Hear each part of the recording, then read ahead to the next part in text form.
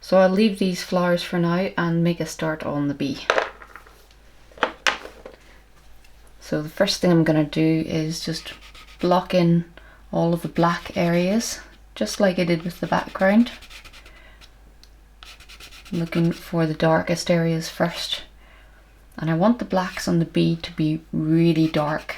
So I want this bee, the contrast, to really make it stand out from that blurry background.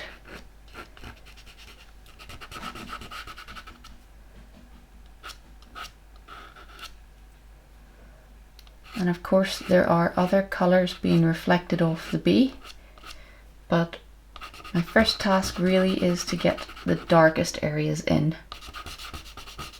And although there's a lot of yellow on the bee's head, which is all of the pollen that they've been collecting, I just want to block it in with black first, knowing that my bright yellow will go over the top of that. Because you can see the black of the bee through each little dot of yellow.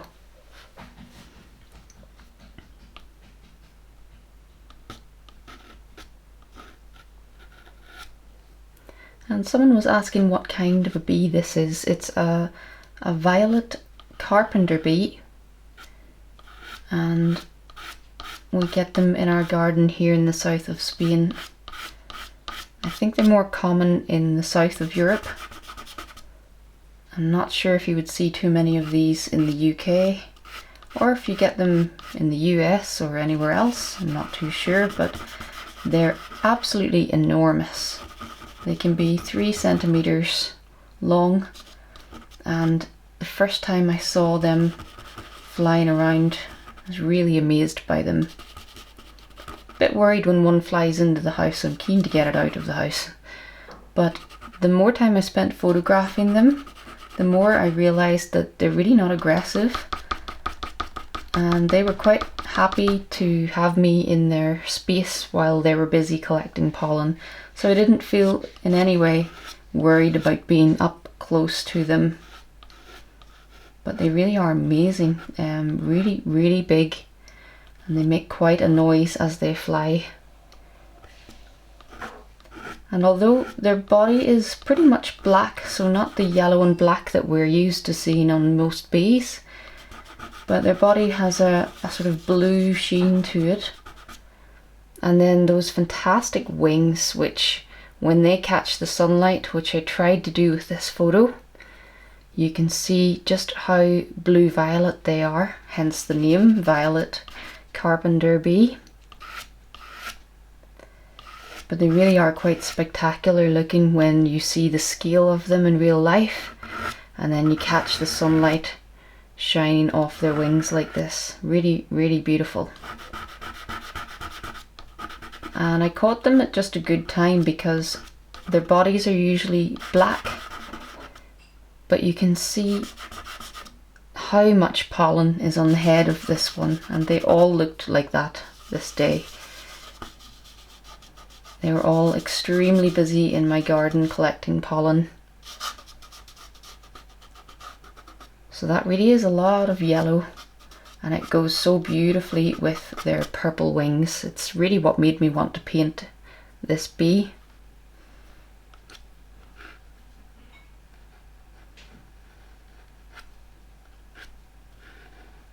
So just using my black Faber-Castell stick,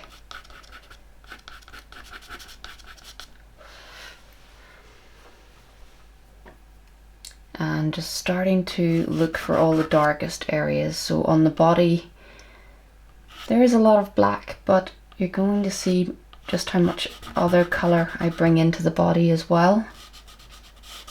But let's get it blocked in roughly first.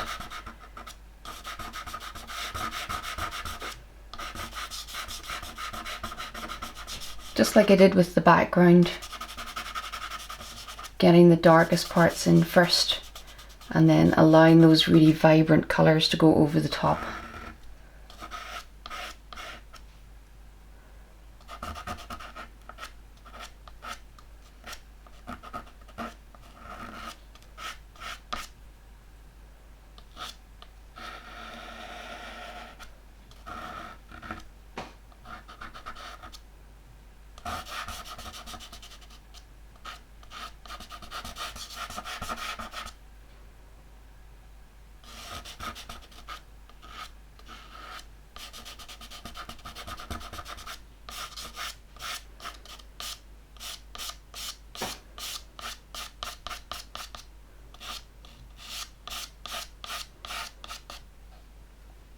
So I might as well just block in the whole body here. I think I'll do the body and the head first and then deal with those sparkly wings.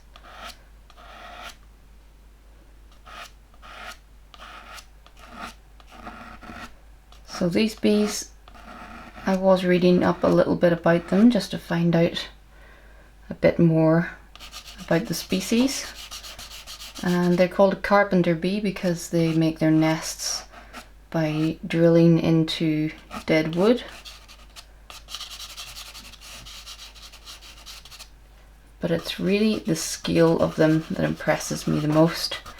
And that's why I wanted to paint this one bigger than life size and really make the most of that lovely big body.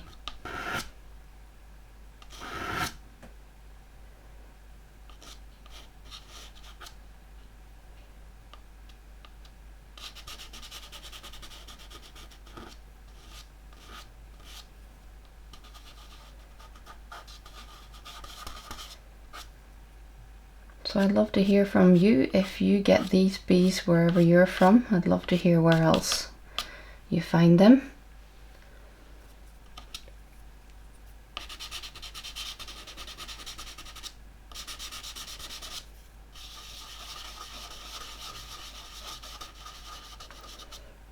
I certainly hadn't seen these before until coming to the south of Spain.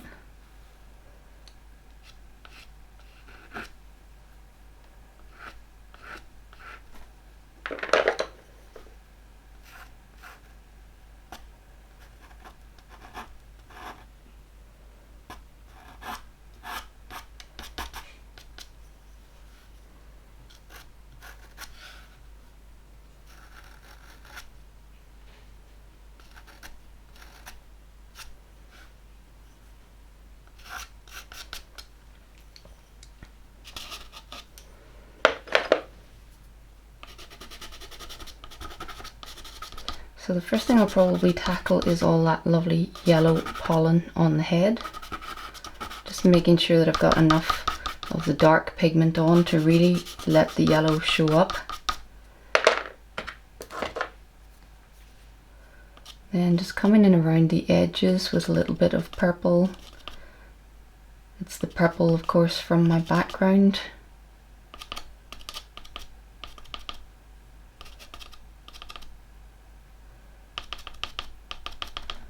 Just dotting that around the edge, creating some shadows for the pollen.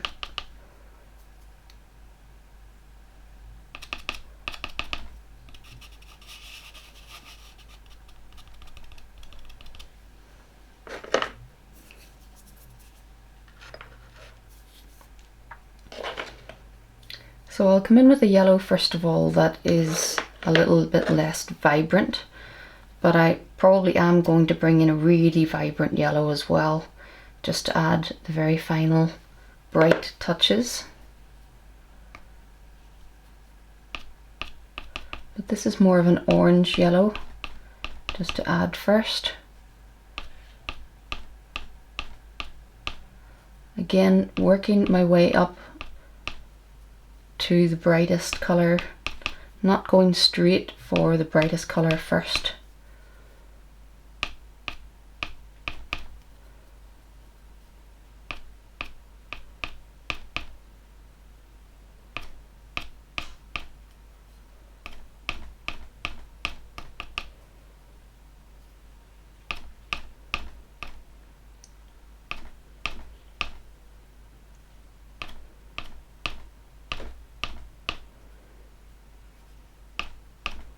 Just looking at the way the pollen is sitting on the bee's head, trying to make it look thick, just like it is there.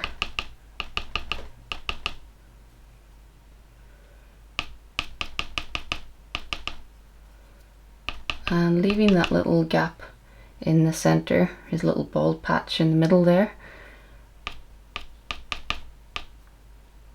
Obviously this part gets rubbed as the bee goes in and out of the flowers,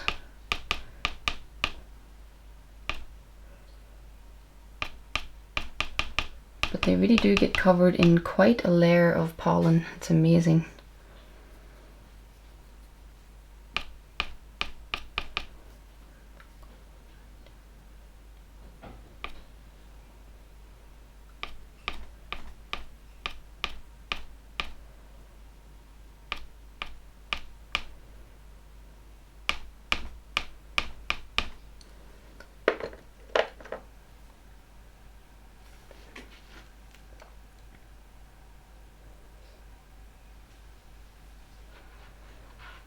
So coming in with my brighter yellow now, making sure that I've got enough dark pigment in behind the bee here so that we see this bright yellow.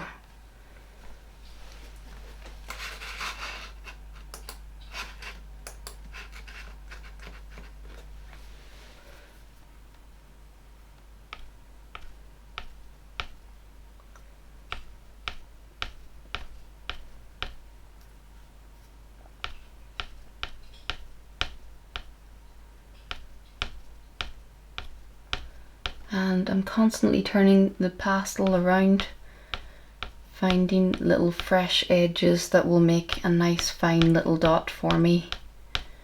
It's about as small a mark as I can make with the pastel stick. That's what I'm looking for. Just a very fine little dot. But just look at how vibrantly that goes on top of the darker colours. It's not a problem on this paper. And that's always what I'm looking for in a good pastel paper. That it will allow me to do this with the brighter colours going on top of rich dark colours.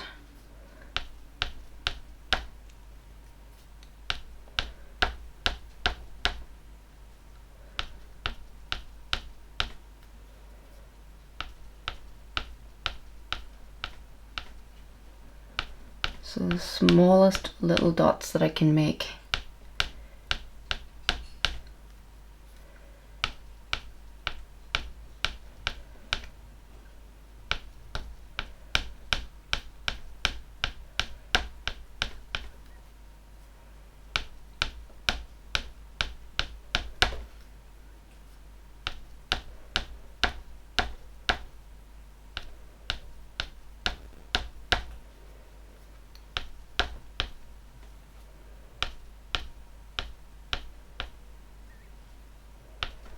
And just how well that shows up against the black, it's so lovely.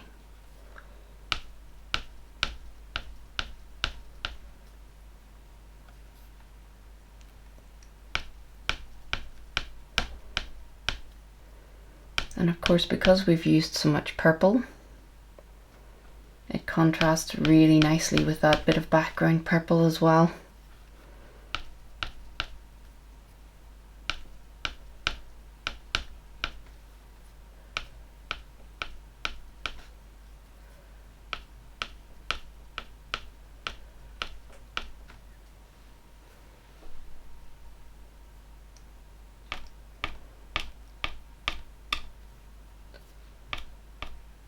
So just along the back here, it really shapes the top of the bee.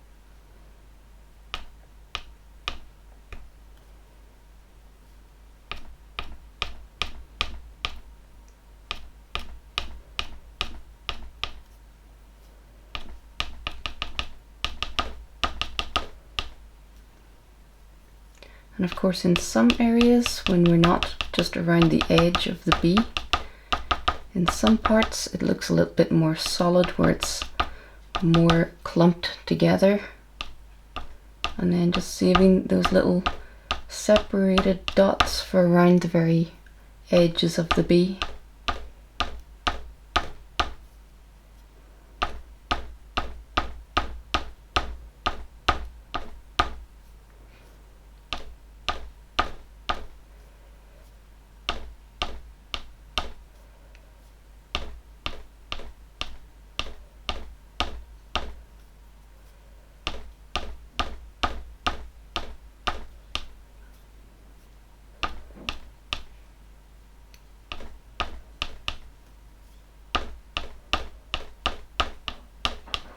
And just before I add any more in this central area, there's just a little highlight in the center of this that I want to add in first.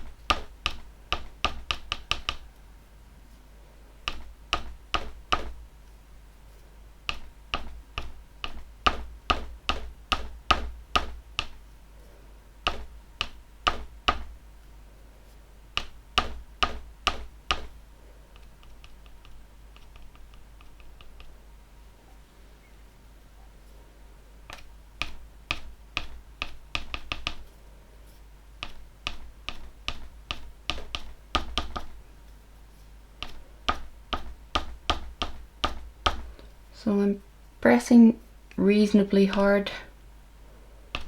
I want the pastel to look pretty solid where I'm adding it here.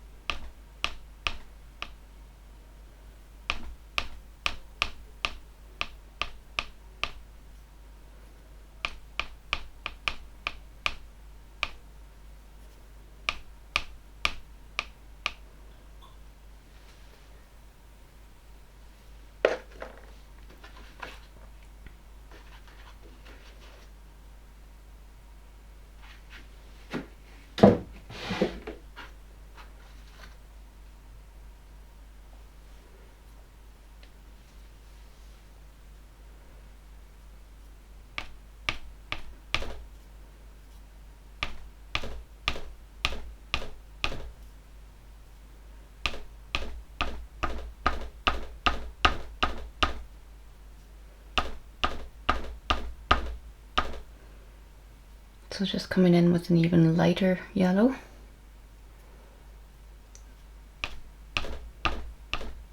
Just trying to add some depth and 3D feel to the pollen. It's sitting so thickly on the bee.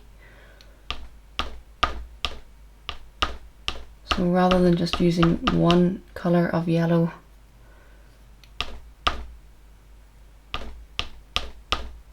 trying to pick out some bits of highlight on the pollen here.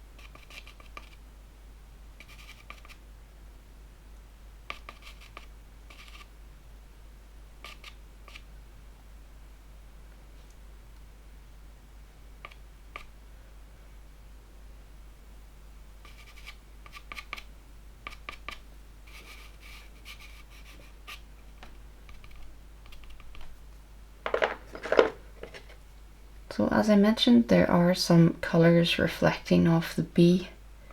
He's black and shiny, so you're going to get some of those surrounding colours reflecting.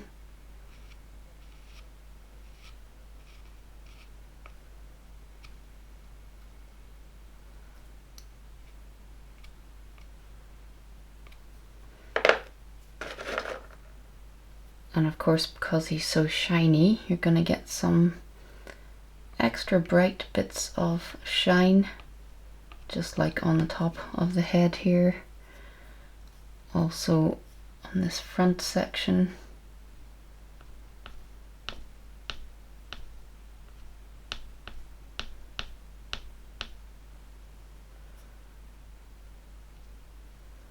So just looking for any of those little areas of shine.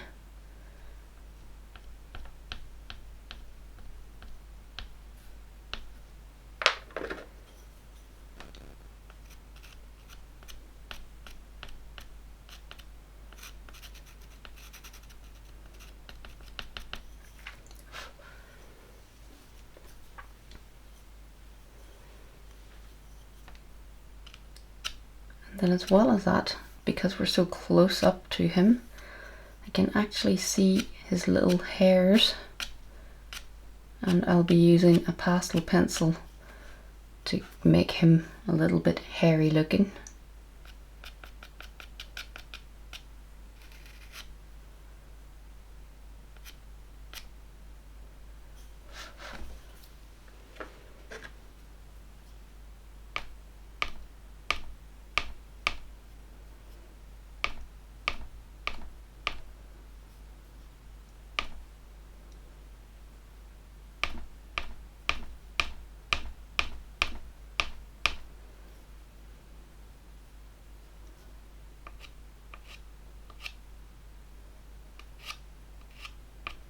So the pollen goes right over the top of the head and starts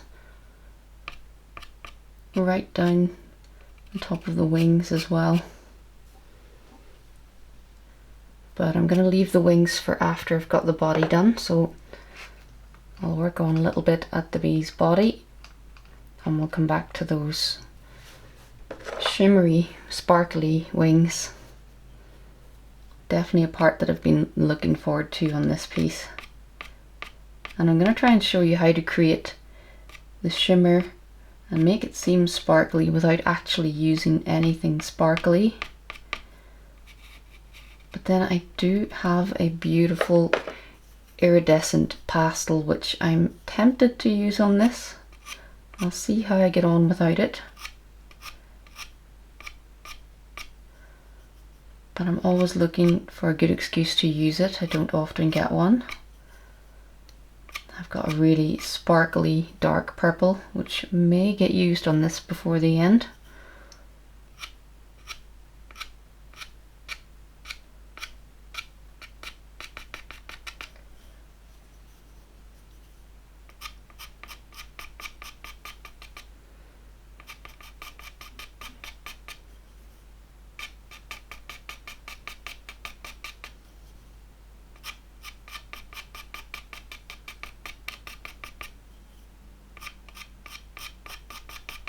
It's amazing just how hairy bees are when you're up close to them like this.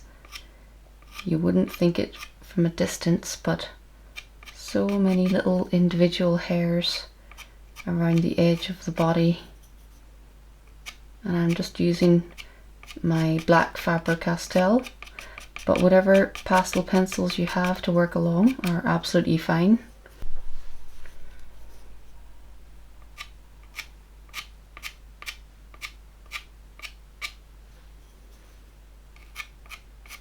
So just while I have it in my hand, I'll continue on around the body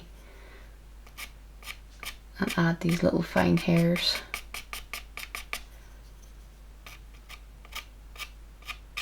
You can really see them right down this whole side.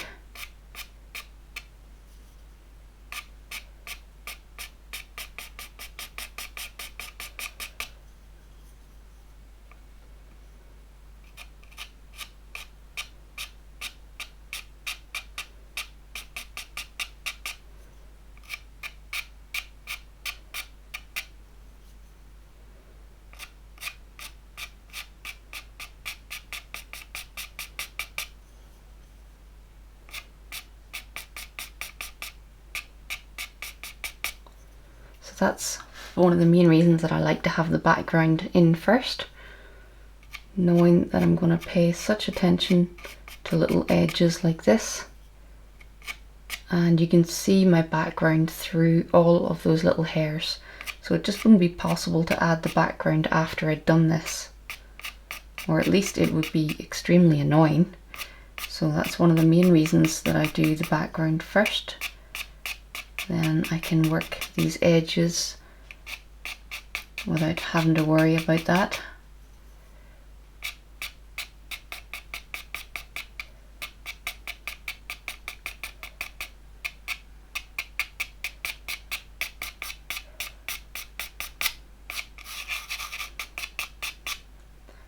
So already he starts to separate more from the background.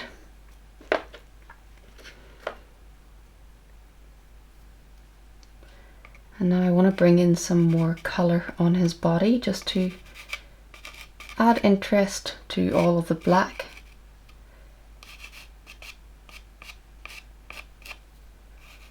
And allow the blackest shadow areas to really stand out.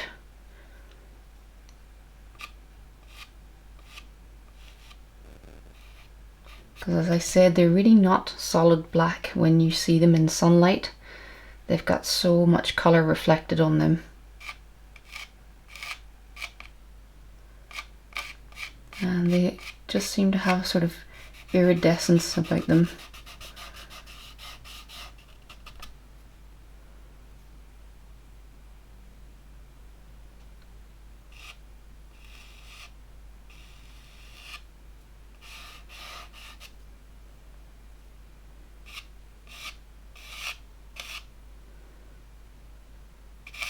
So each of these little bulbous parts of the body reflecting light in a different way.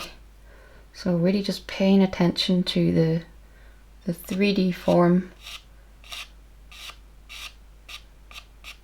trying to use the colours to bring more of that form out.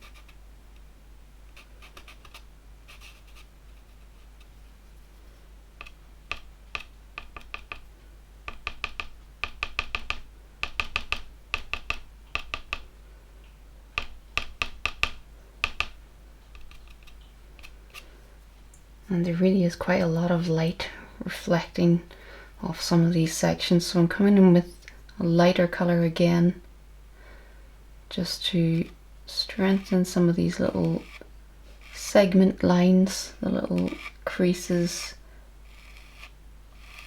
which separate each part of the bee's body.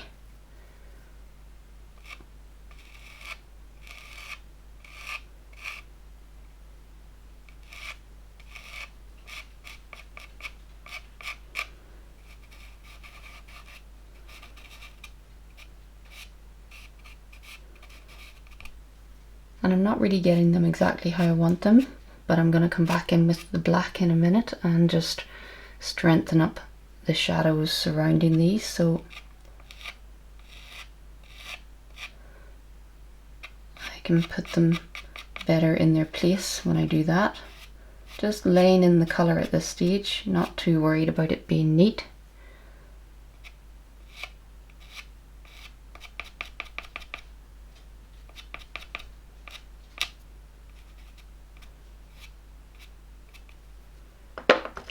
And then of course I've got my black stick for a bit of extra precision, and come in and really darken some of these areas again, because I've lost some of the contrast.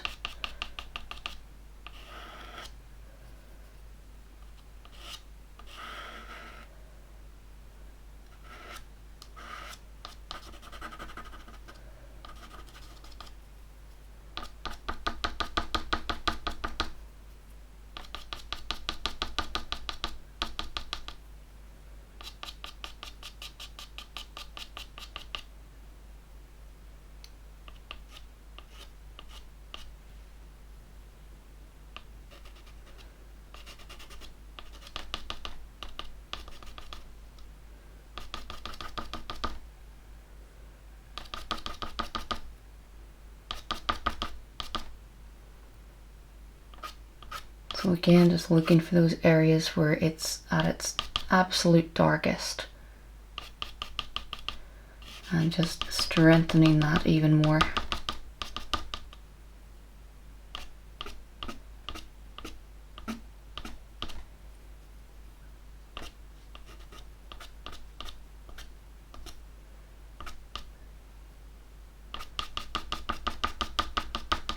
So the more contrast that you can create in your painting, the brighter your vibrant colours will look. And that's just what I'm trying to do here, ensuring that my yellow is going to really jump out from the painting, and it's already starting to do that.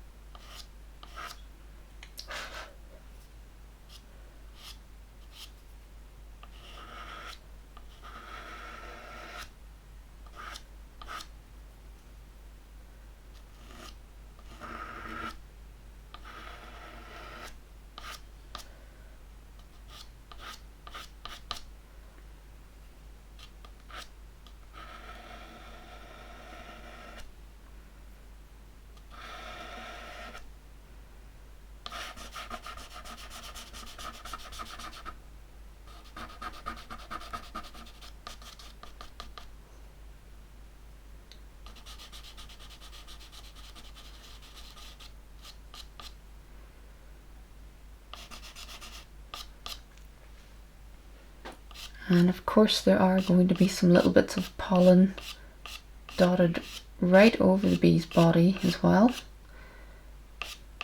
They're such messy bees, getting it all over themselves. But I don't add any of those little dots until I'm happy with the 3D effect that I've got on the body. Because as we saw before, that lovely bright yellow will go over the top of whatever I've done here, so I want to get the 3D effect going first.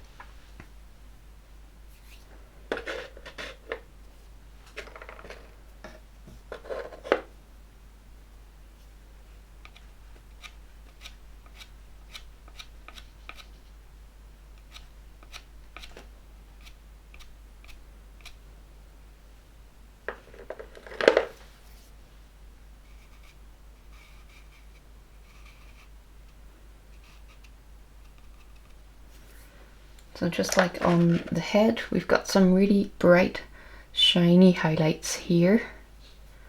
Just showing this top ridge of the body here.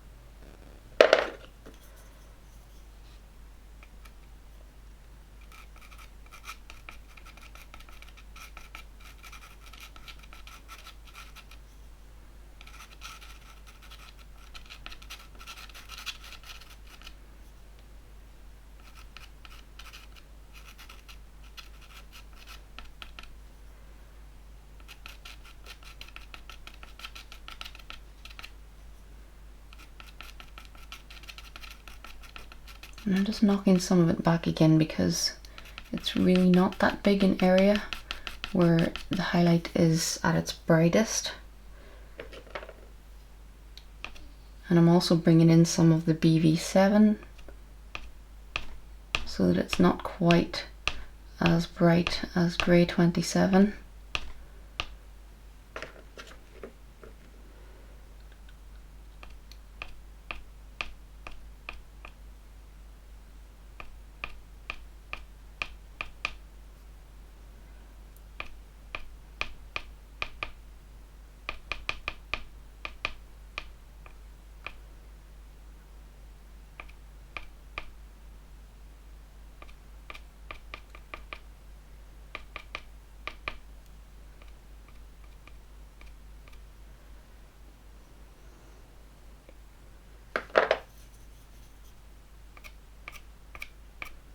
Just trying to make sure that the highlight area really describes the texture of the bee. That's what the little dots are doing, just really describing the slight texture to the bee's body.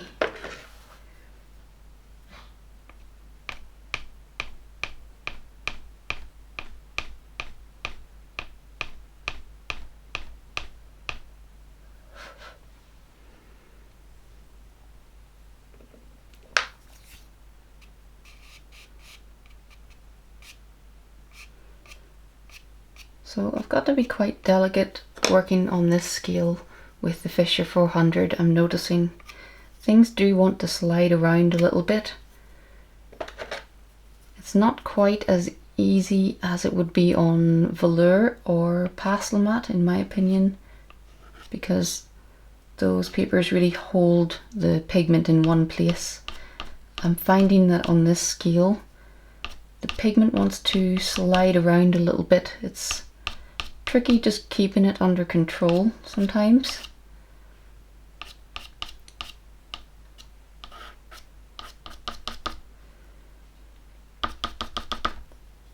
But what I'm really enjoying still is just how vibrant the colours look on this paper. Most impressed with that.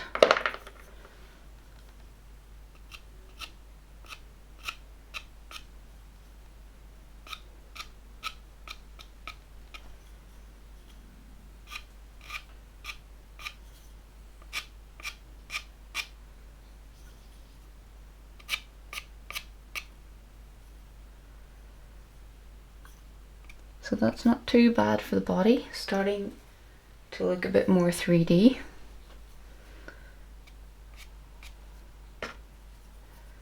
Just to make sure that I've got some of those darkest areas in, and then I'll start to add some of the little dots that go right over the body.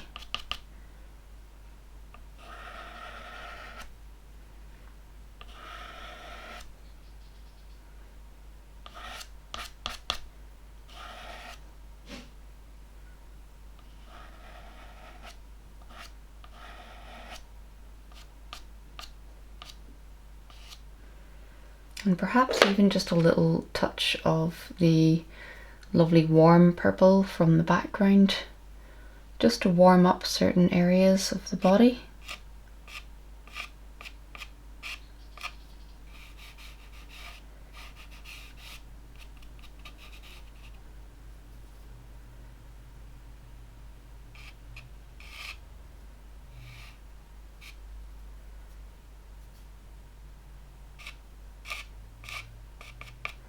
Don't forget that if you're doing anything that's either black and shiny or even white objects, you're going to get a lot of your background colours reflecting off it.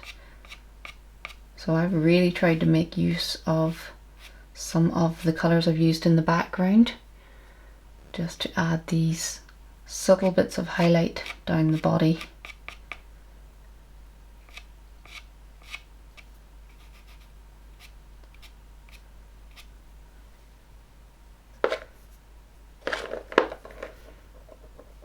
And that's really going to help your bee look like it's actually in this garden with those flowers and those colours around it.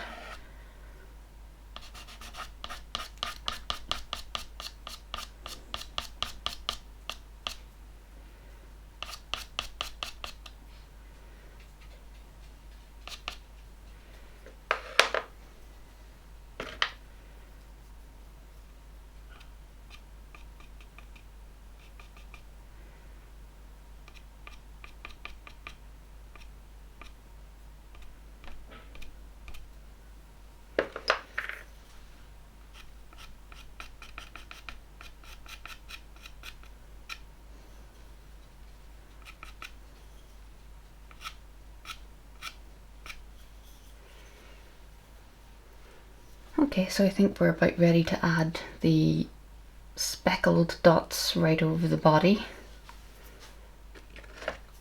And it's not quite as bright in some places as it is on top of the head, so I'll come in with this blue violet first of all.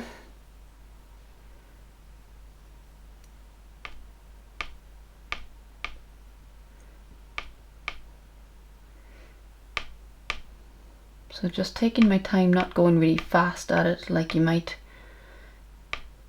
thinking that it would make it look more random.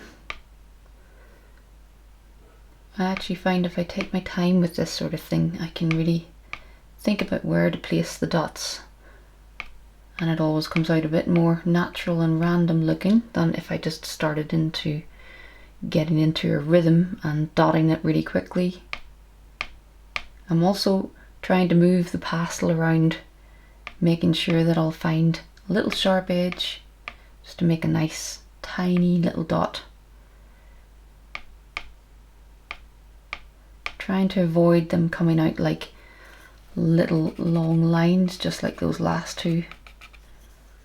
Really want them to look like the little dots that they are. I barely have to touch the paper to get the pigment to go on over the top of this black. It's really good.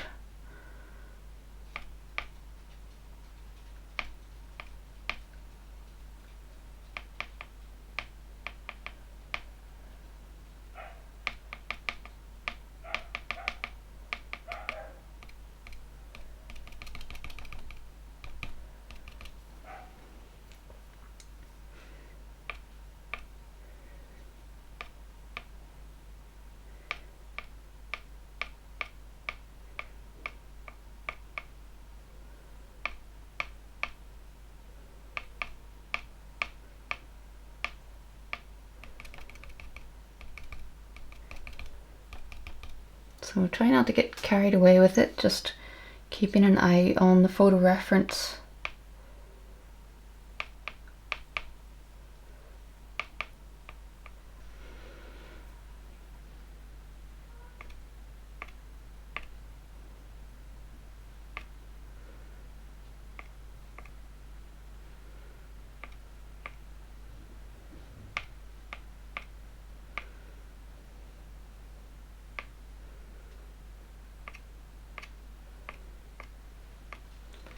So amongst some of the little dots, the odd little hair on the body that's catching the light,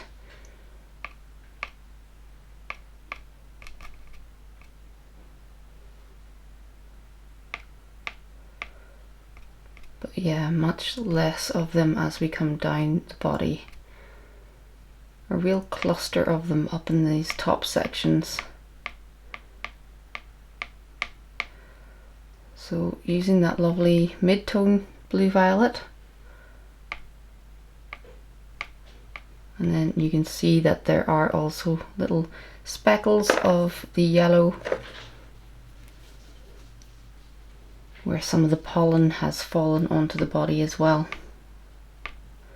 So really trying to get a little dot just somewhere on the stick, as small as I can possibly find, and I can come back in and neaten up some of these messy ones with the pencil.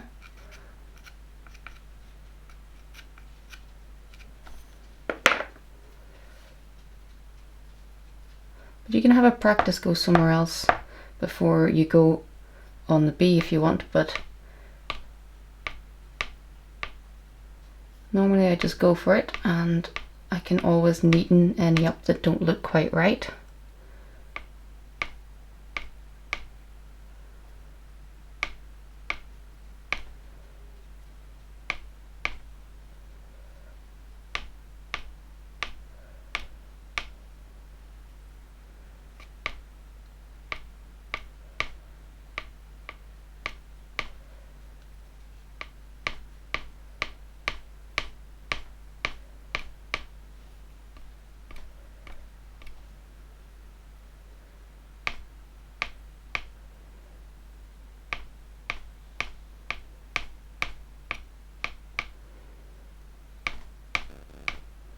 And of course, as we come around the corner here into the shadows,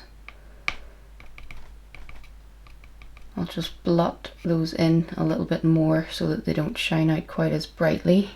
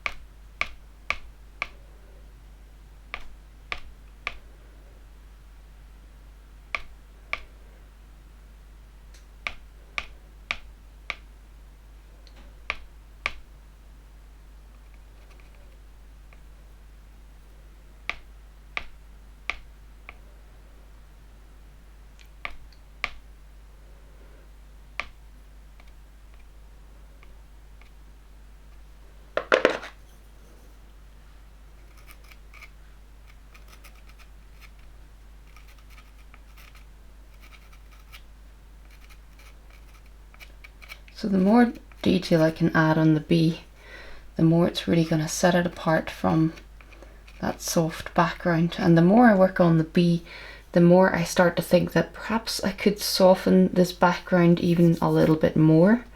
So even at this stage, I can just decide to give this part of the background a light rub all over. Not leaning too heavily, don't want to lose all the lovely colours, but just to soften it a bit more. Just like I did with this side at one point, just gave the whole thing a gentle blend.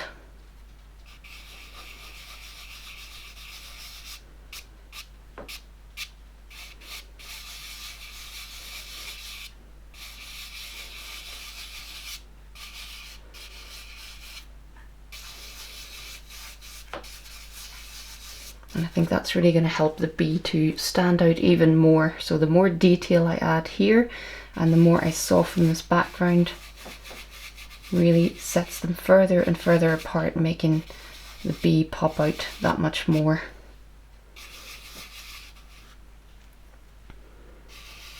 Yeah, I think that really helps just to soften the background another bit.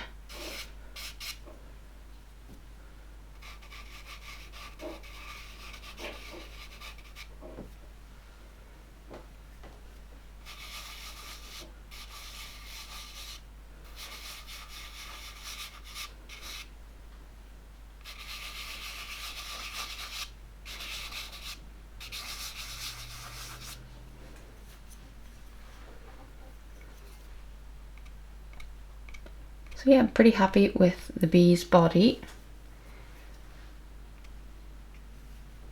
Maybe just add a few little sparkly bits that are a bit lighter than that blue, just slightly lighter BV3 this is.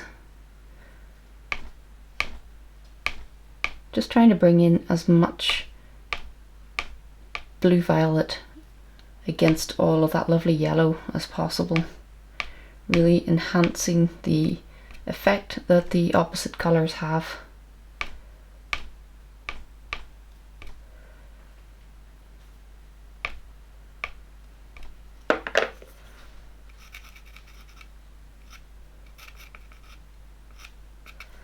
So yeah, I think I can probably make a start on the wings now.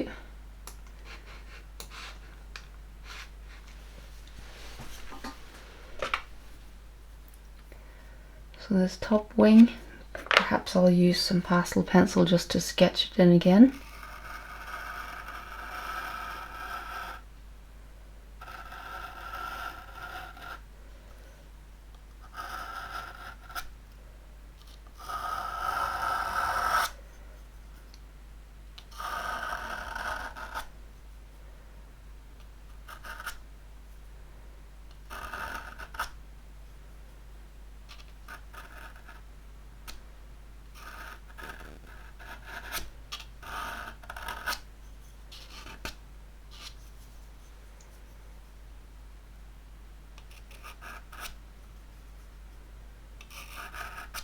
And of course what I'm really keen to get here with the wings is that lovely sparkly effect.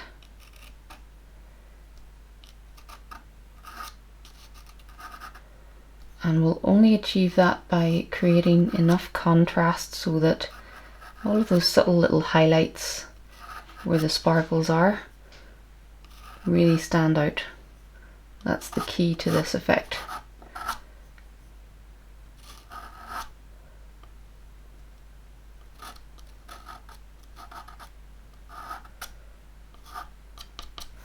So again, a little bit of wing that's just split here, and you can see the background through it. Really want to include that. So all those little notches in the wings, being careful to let the background shine through.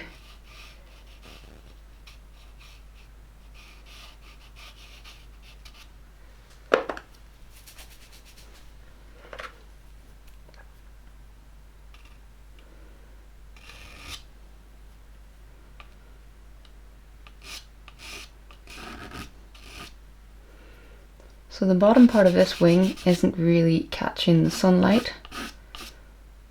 It's a lot darker towards the bottom of the wing.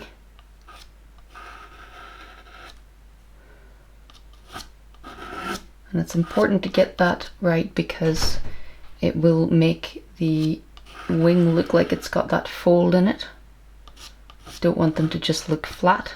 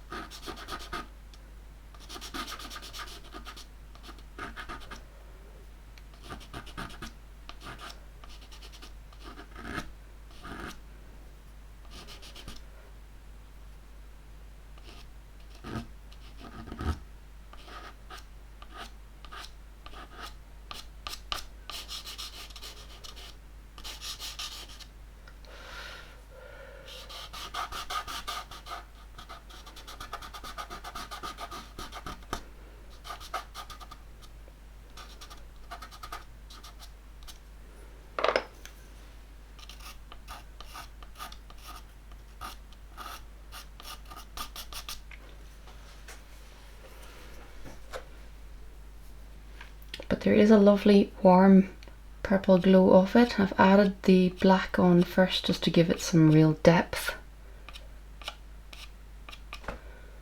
But then coming in with this lovely warm purple tone from the background.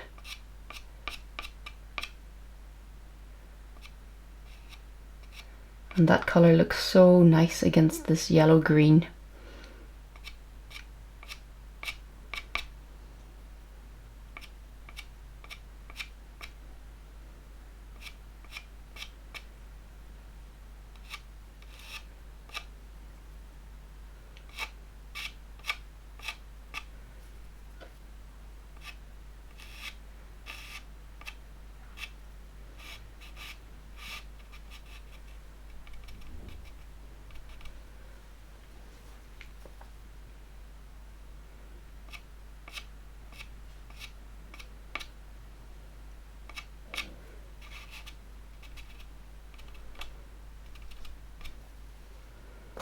Then of course on the top of the wings we've got a lot of this more blue type of purple, and just coming down in under the wings as well.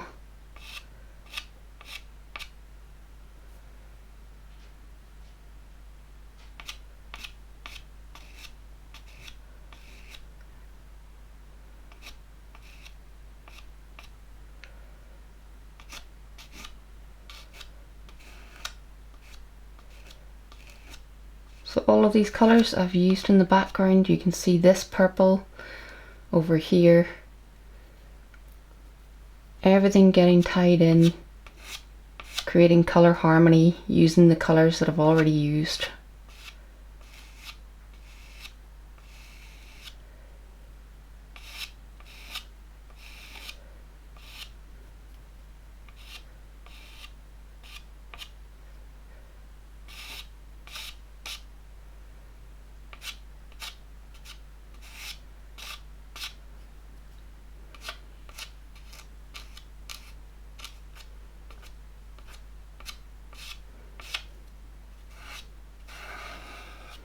So really just blocking the wing in. I need all of those dark colours in there first before I start to add any of the sparkle.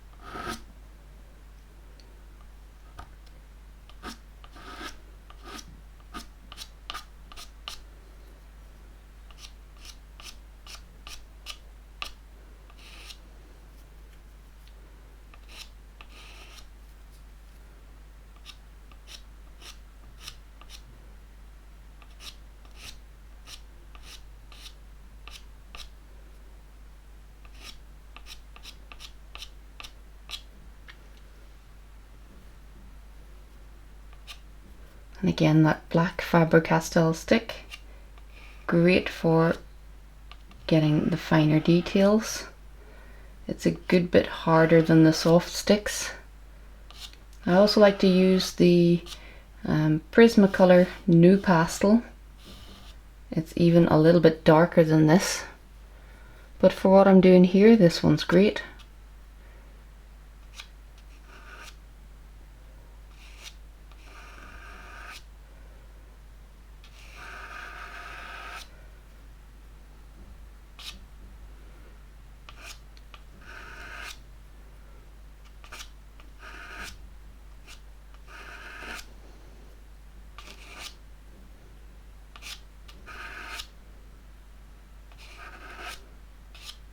So just laying in a little bit of the structure on the wing so that I know where to aim my highlights for.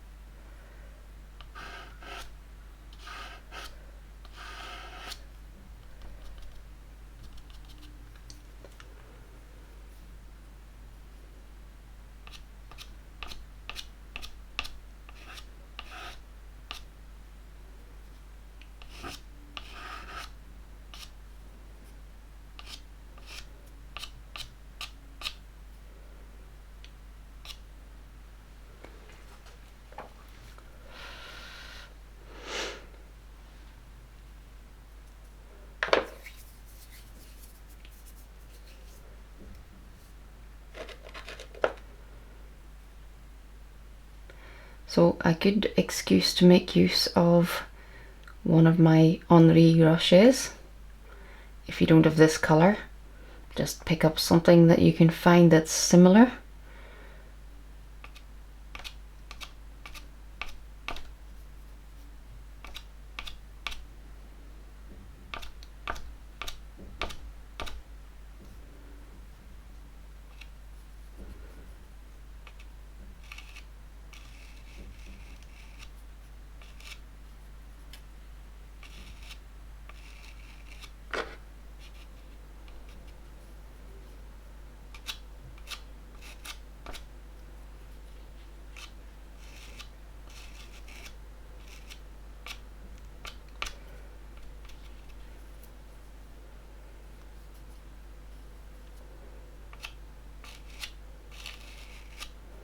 Just starting to lay in a little bit of this mid-tone colour.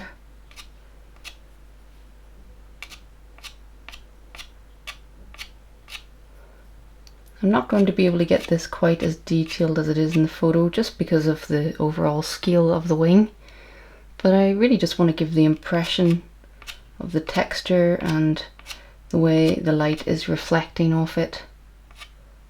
I'm hoping that that can be done with much less effort than going for pure photorealism here.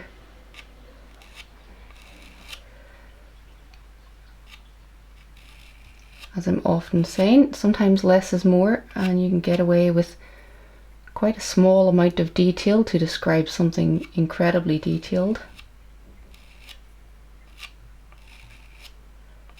Of course, if you want to go into more detail on this piece, you could simply go much bigger with the painting.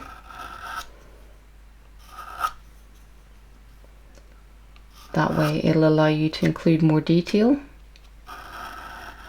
But I'm often just working quite small for these demos so that I can get it done in a reasonable amount of time.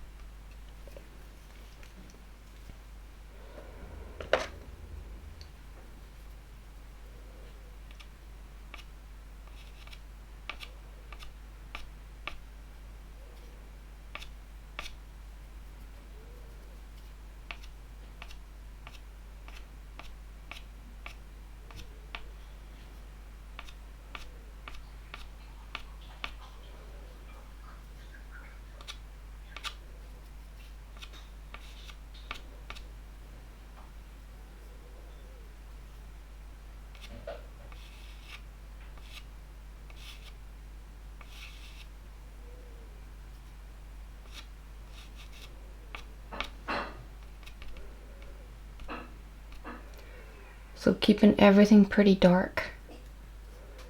It's really those final highlights that are going to add the sparkle. And if I go too bright at this stage, well then those bits won't show up. So if you want something to look really bright and sparkly, the key is that the colours around it are nice and dark and allow lots of contrast.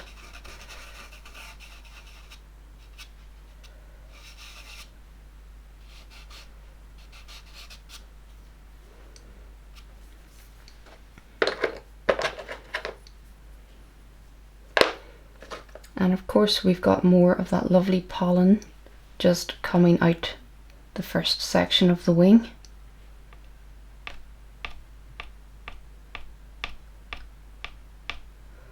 So again, little dots as small as I can manage.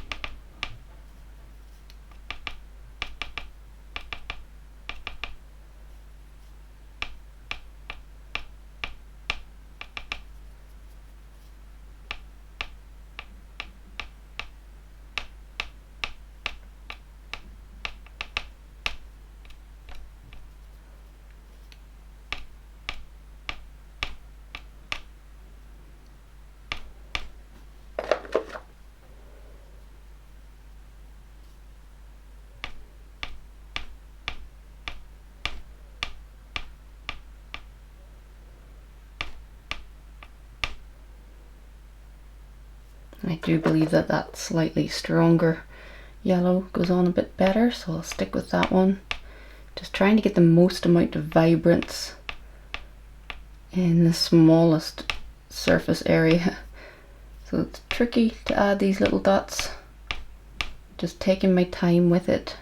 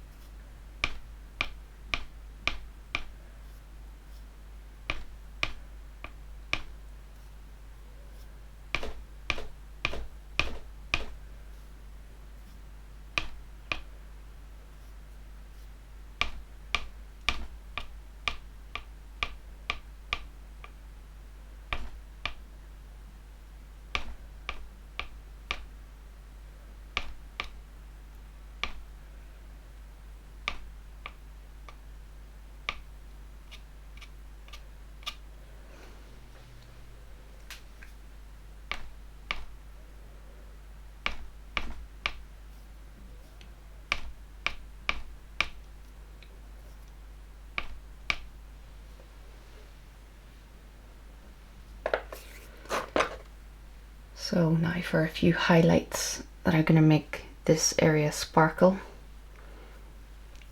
I'm using a very small little piece of white pastel.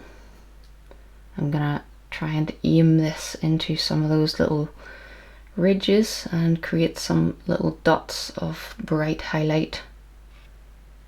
And that's not a great start, but we can clean that up immediately.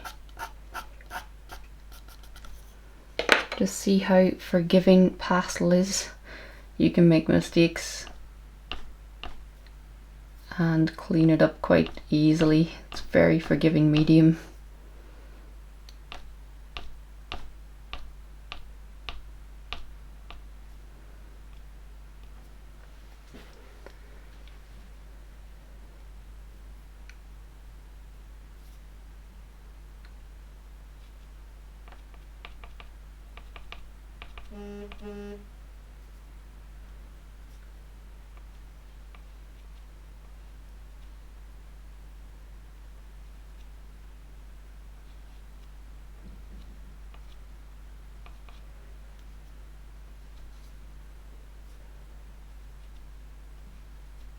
I'm just finding where the point on my pastel is.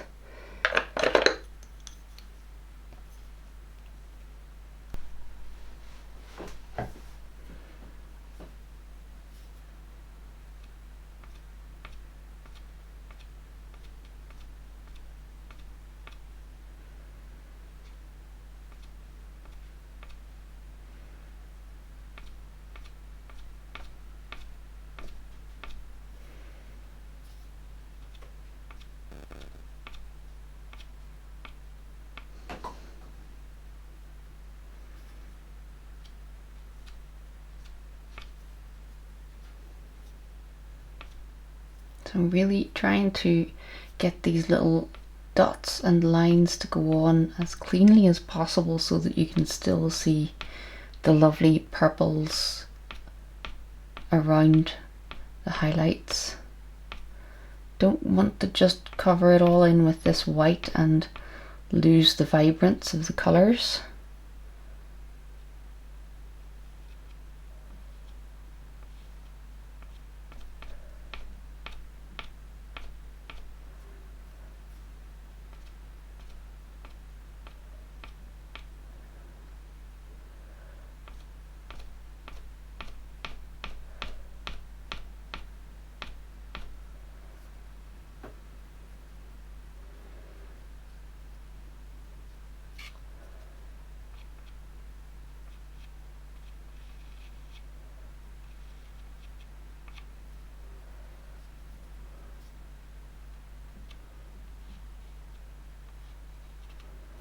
So just trying to keep a very steady hand.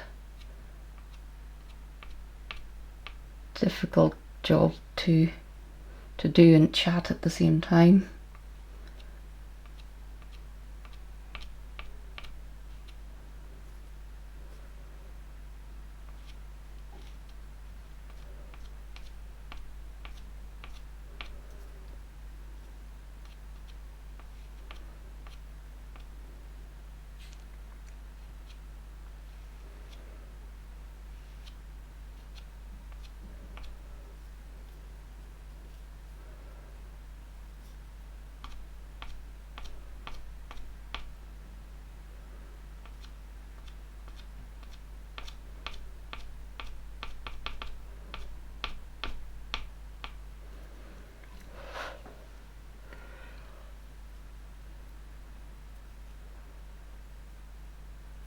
And again, just always turning the little piece of pastel, searching for a sharp edge again.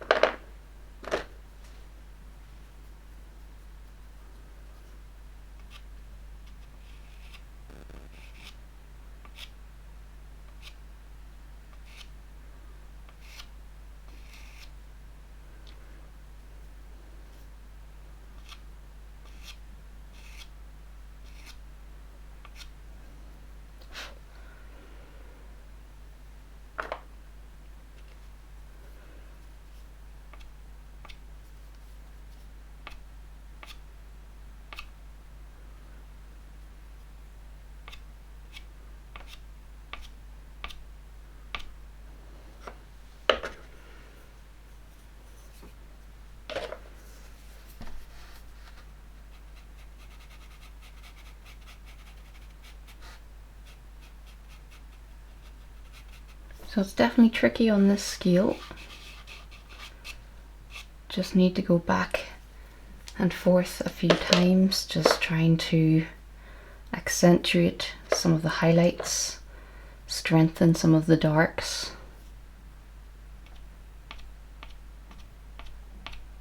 Just takes a little bit of patience.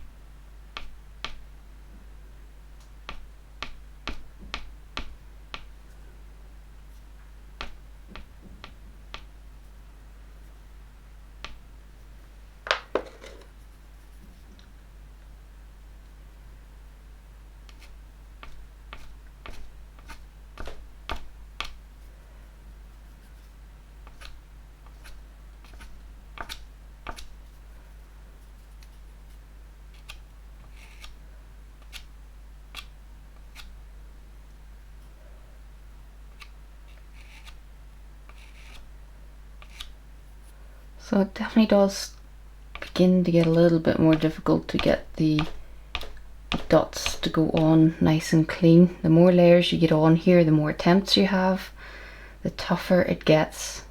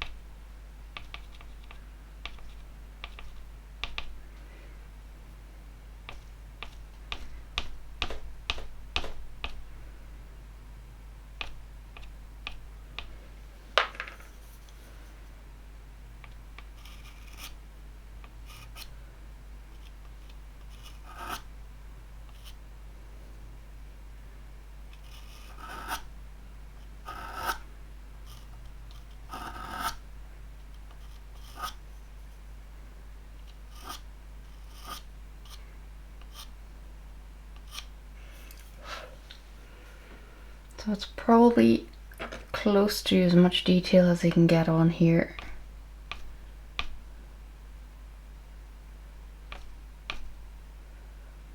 Just really trying to retain some of the purple.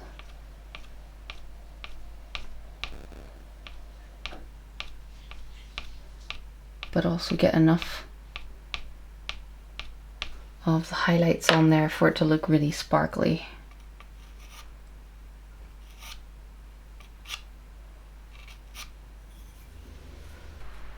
So I'm really not far from the end now. Now that I've got one wing done, I've stepped back from this, taken a little break and stepped back, because up close this just looks like a mess of little marks all over the place. But when I step back from it, it does give the effect that I'm going for, that glistening, sparkly effect. So make sure you do the same, take lots of breaks, get some distance from the piece and have a look from different angles, different perspectives. Don't sit with your nose pressed tight up against your work for the whole time. Make sure that you get a look at it with fresh eyes. So I've just got this last wing to do, and then those slightly out of focus couple of flowers and stem here at the bottom of the piece to finish. So the end is in sight. And I will be quite glad, because although I've enjoyed this very much, it is at the height of summer heat where I am, and I'm absolutely sweating the whole time because I've got to sit under studio lights, of course, when I make these videos. And there's a certain amount of heat that comes off the laptop while I'm working, off the studio lights. Having a lot of equipment around you plugged in isn't the best idea during days that are 34 degrees. So I need a cool drink after this.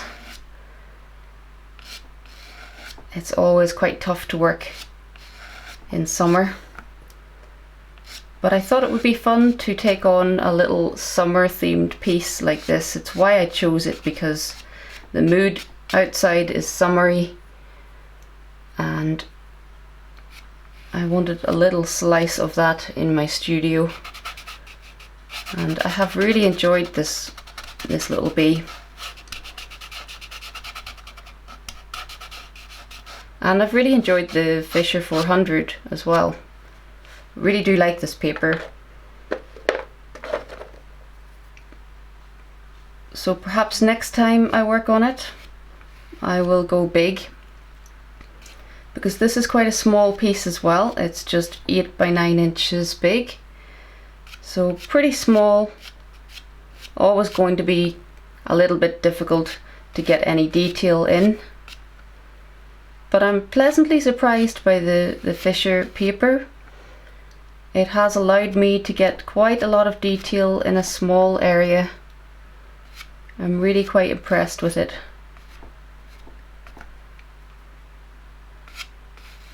And of course I've tried to be quite minimal in my use of pastel pencils for this.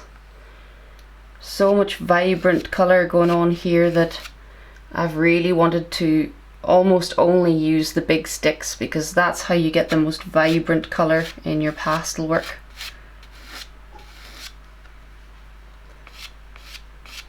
So not a huge amount of pencil in this piece, and that really is a good test for the paper, whether I can manage to get any detail using the bigger, more blunt sticks.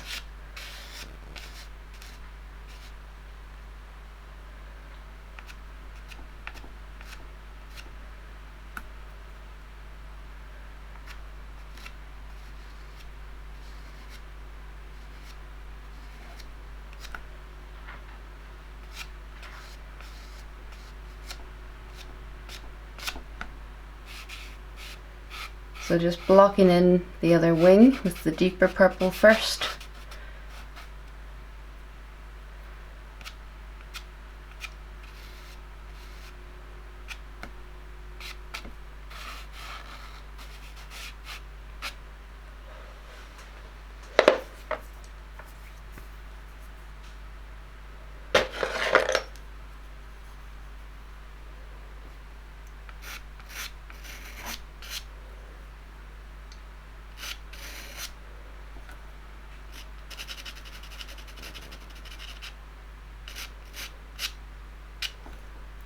And of course again we've got that lovely collection of pollen just coming down the wings.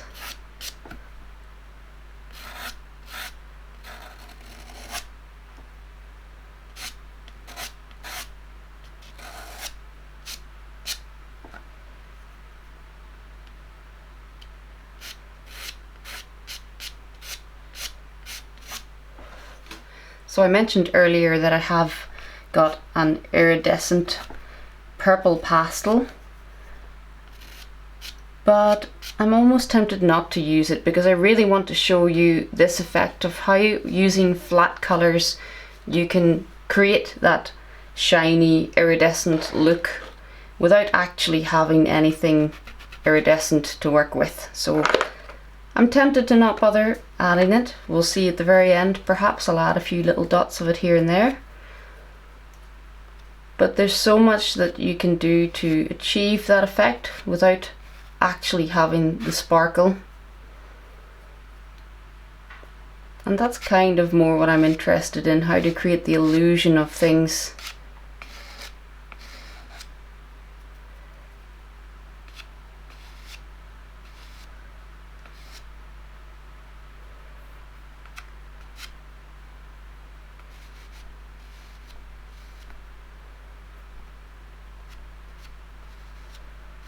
And this lovely deep purple, just getting the bottom edge of the wing here.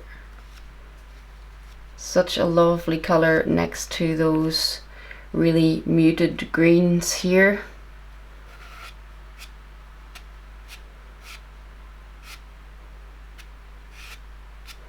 So you can see the role that all of those lovely background colours play in trying to really enhance the colours within the bee.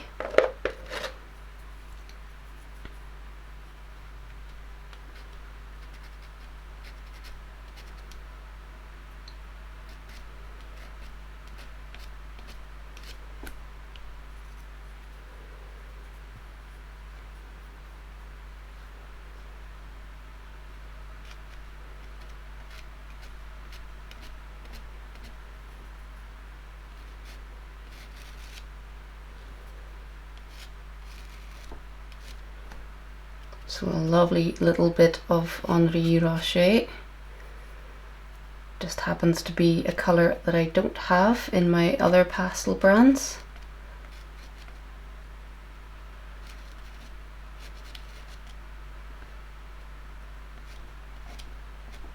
Just dotting that colour down the wings.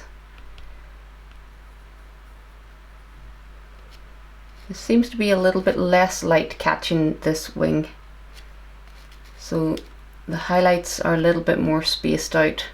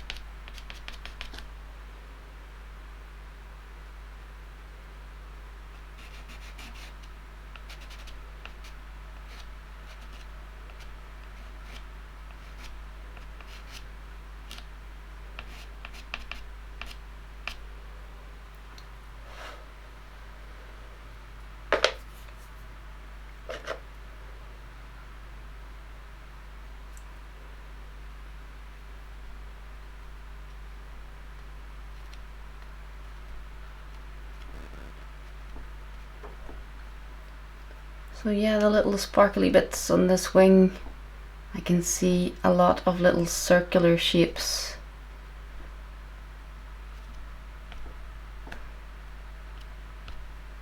So just going to try and aim those roughly in the right place, because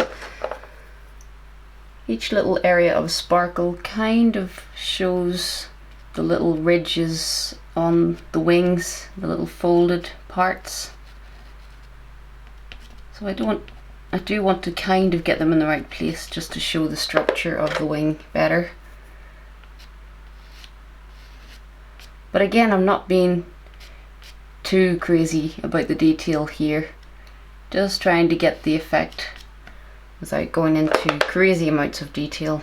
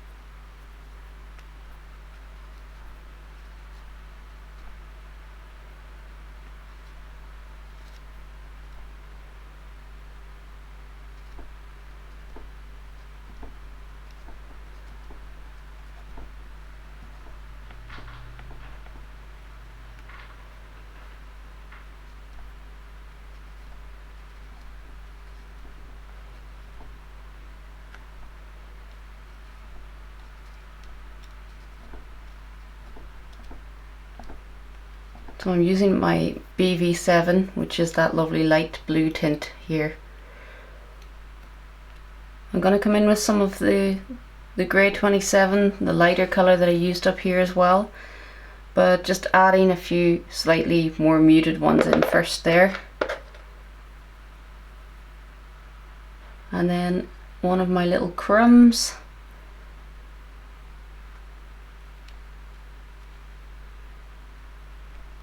Try to add some of those absolutely brightest ones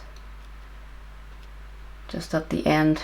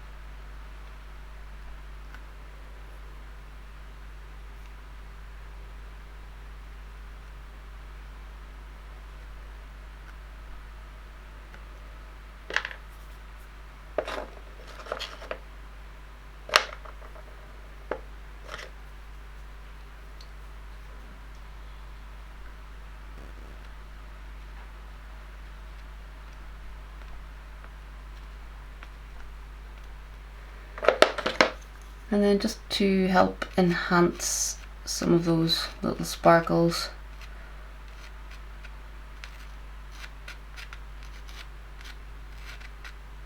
just making them a little bit more round, very gently using the pastel pencil just to shape them a little bit better.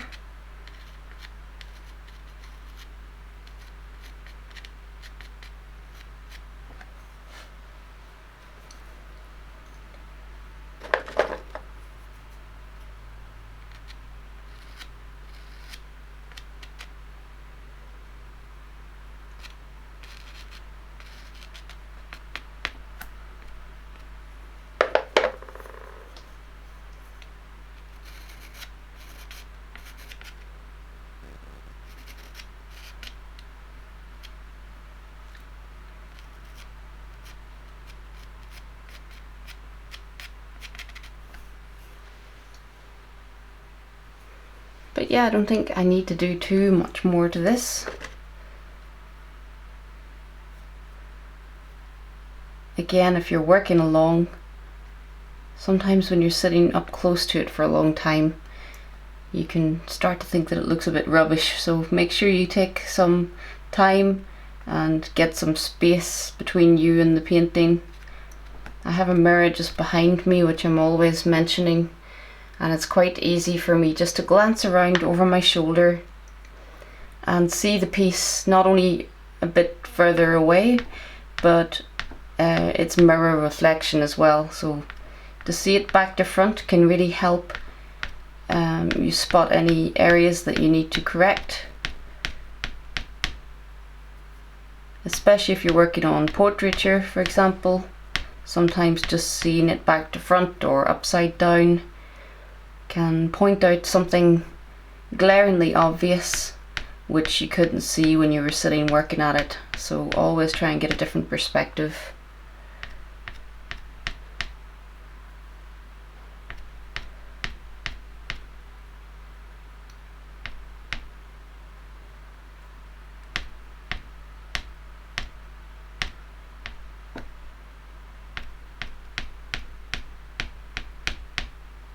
But yeah, I think we're pretty much there with that.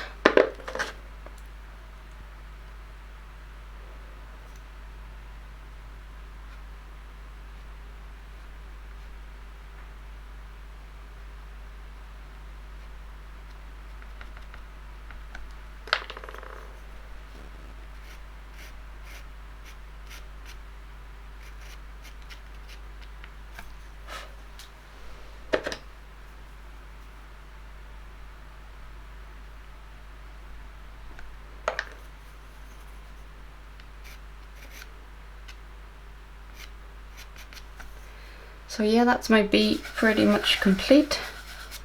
As I always say in these demos, I'm sure I could spend a lot longer on it, but for the purposes of the demo, I'm pretty happy with what I've got there so far. So yeah, I'm gonna get the rest of the flowers just below blocked in. A bit like the flowers just above the bee, I don't really want them to be fully in focus. They can appear like there's a little bit of distance between them and the bee, but I think just having this stalk come down to the bottom of the painting really helps give the bee something to cling on to there.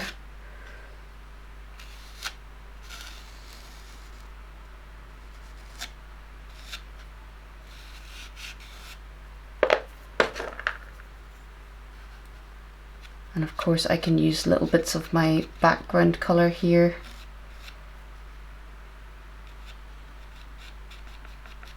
Just to clean up the edges again.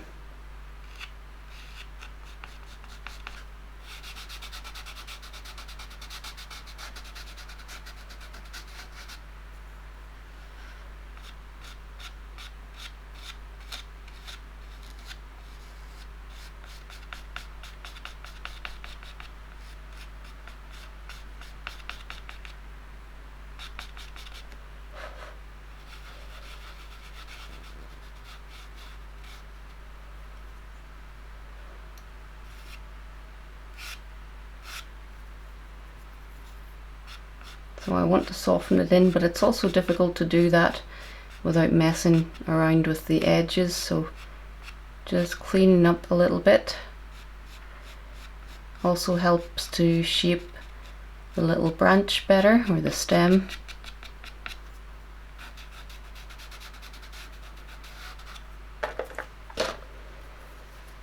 And then perhaps I can make use of one of my blendy tools just to soften the edges.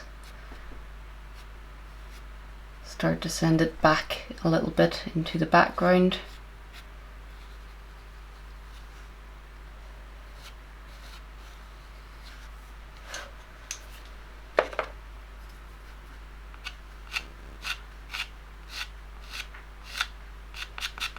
So I just want to be careful about making some parts of the stem a bit too thick.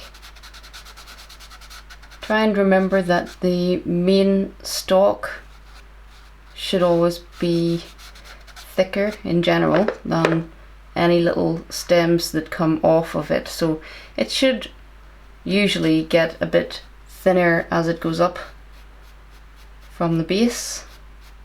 So trying to make it a little bit thicker at the base here. And then any bits that come off of that really should be a bit thinner.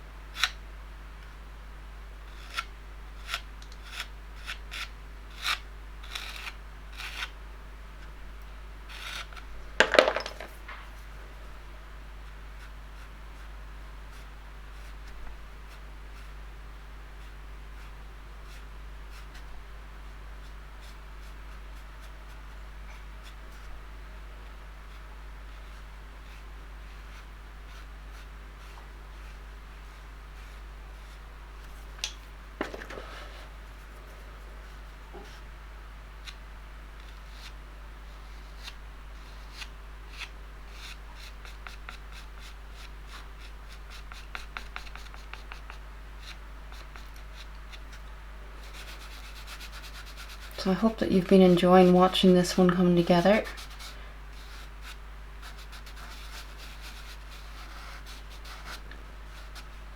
As I mentioned at the start, if you're interested in working along with me on this, don't forget that you can download the photo reference in full high res from my Patreon channel, because I will be releasing not just the photo reference but the line version of it, a gridded version, lots of different versions of the photo reference to help you as you paint, and also to help you get it sketched out in the first place. So although I do release this series of paint-alongs for free on my YouTube, I really wouldn't be able to create all of these videos if it wasn't for the support of the guys over on my Patreon channel. So with all of these demos, you can get access to extra little bonuses over on my channel, which are just for the patrons. But I'm very pleased as well to be able to release a good number of these demos for free here on YouTube for those who can't afford to show me some financial support on Patreon, although I do stress that you can join over there for as little as just a couple of euro or dollars wherever you are, so it's really not expensive either. But of course I also appreciate any support that you can show me here on YouTube, because just by sharing my work here, sharing my tutorials, mentioning them on social media, all of that stuff is also a great help to me. And hopefully I can continue this series of demonstrations, as I've really seen lots of you have great results from these paint along demos. And I like doing them as well because quite often my commissioned work will be bigger paintings which take many hours to complete. So I really enjoy getting a good excuse to sit down with a little painting, something that I know is going to be done within 4 hours. And it's very nice for me, just a change of pace from my normal, more laborious paintings. So yeah, I really enjoy working on these as well.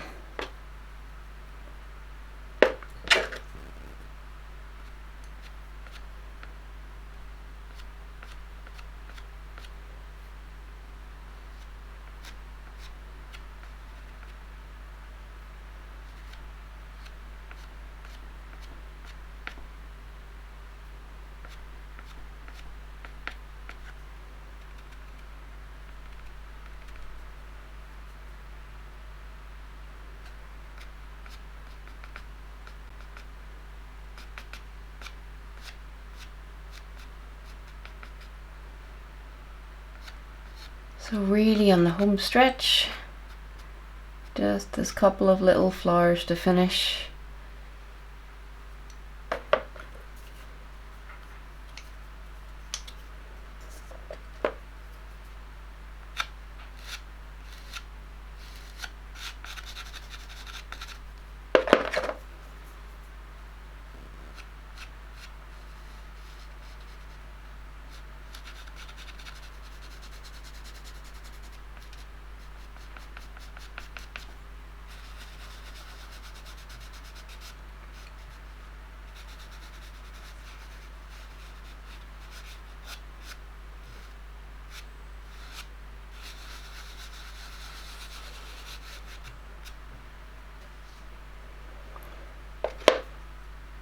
And just after posting a progress picture of this up on my social media yesterday, I think I may have found a buyer for him. Quite often with these smaller little demo pieces, I will sell them off and donate part of that to an animal shelter where I volunteer here in my town. So it will be wonderful if this one is sold already and I can donate some much needed funds to the shelter where I volunteer.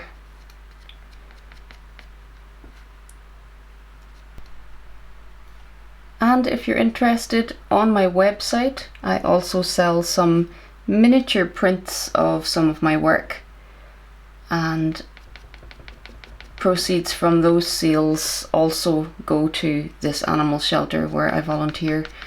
So I will add links to all of that in the description below, but usually if you're searching for me, just do a search for Emma Colbert Art, whether it's on Instagram or Patreon or Facebook, wherever you're looking for me, that's usually how I can be found. So my own website also, emmacolbertart.com. But I will add some links in the description below for different ways that you can support me to keep creating these videos, and also to throw some support towards the animal shelter that I just mentioned as well. So I'll add lots of links in the description below.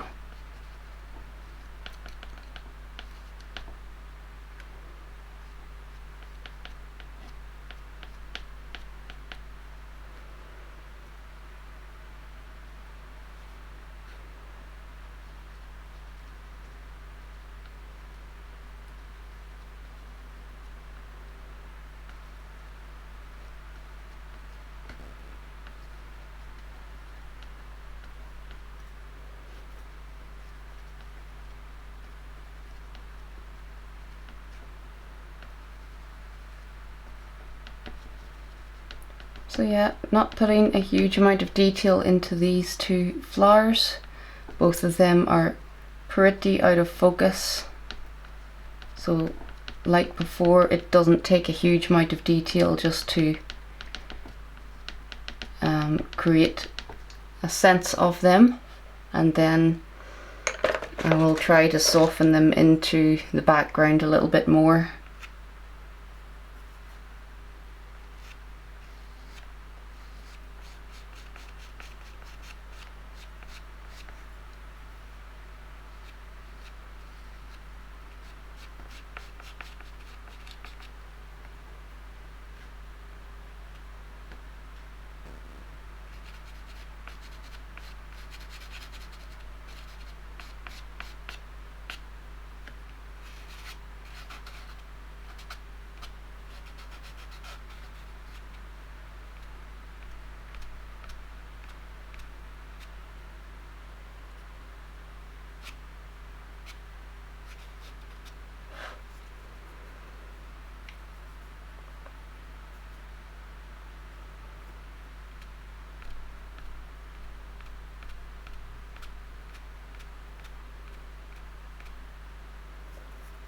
But yeah, that's us almost finished now. Just a little bit of softening and tweaking to do at these two little bulbs.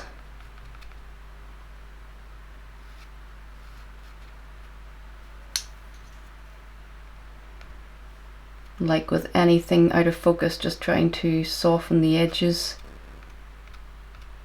just sends it further into the background.